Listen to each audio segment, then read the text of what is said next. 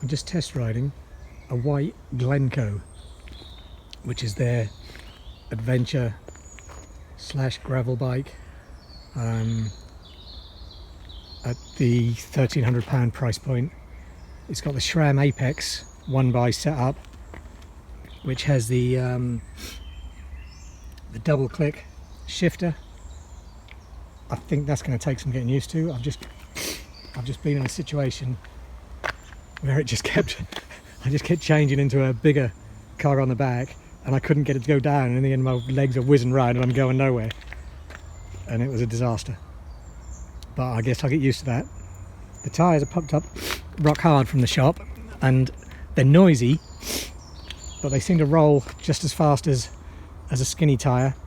The gearing, I've just been doing 24 mile an hour, so the gearing is quite good for speed. And I just went up, there's not a lot of hills in Norwich, but I went up Ketts Hill, which is one of the steeper hills, and the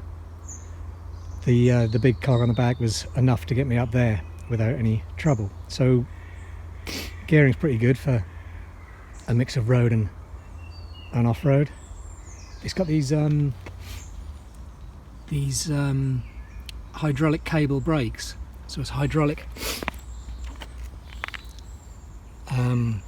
at the braking part, but cable operated.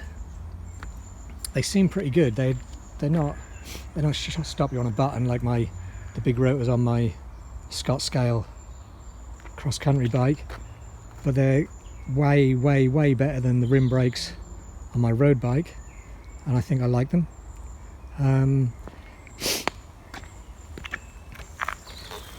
The handlebars,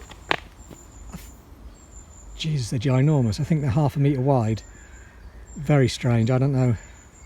They'll take a little bit of getting used to. I suppose it's to give you more, you know, they feel like they're mountain bike width, but I guess they're not. I'll perhaps have a measure up when I get home. So they feel quite strange. They seem to be good value compared with the competition, and what's really swaying me is it's such a pretty bike. Those tan tyres make a lot of difference to the looks, but it just only the handlebars are the only thing that looks wrong on it, but apart from that it just looks very pretty. I've tried a little bit of off-road now. It's nice. I would have let the tyres down if I had a pump with me, because they are pumped up rock hard, which is great for the road, but I could do with being a bit softer for tree roots and the like. A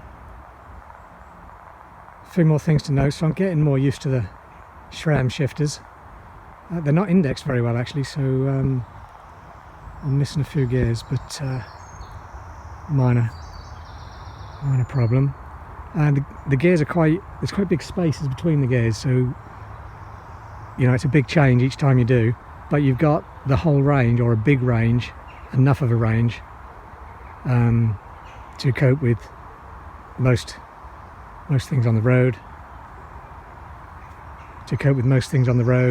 I've just gone up a little muddy hill, and had to put on the biggest cog at the back to get up there. You know, it's not going to climb like a mountain bike, but it's good for mixed use. Yeah, so I'm going to do a few more miles and then I'll take it back to the shop. So in summary, I like the Whyte Glencoe. I like the hybrid hydraulic cable disc brakes, which were better than I expected. I like the ride and the speed I could maintain on the road, and I may just buy one.